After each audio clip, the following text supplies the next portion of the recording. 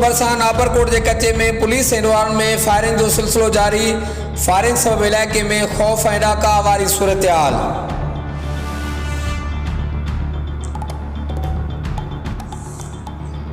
Police environ की firing में coverage लाइ कच्चे वेल सिंधड़ी वेब न्यूज़ की टीम वाक़े वारे हंधि फांसी पई।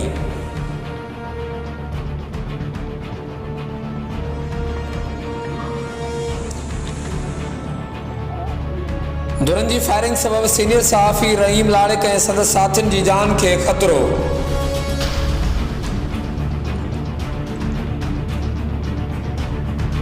सहाफ़ियुनि पारां शिकारपुर पुलिस ऐं वस वारनि खे मुतालबो कयो वियो आहे त सहाफ़ी रहीम लाड़िक ऐं संदसि साथियुनि खे बाहिफ़ाज़त ॿाहिरि कढियो वञे।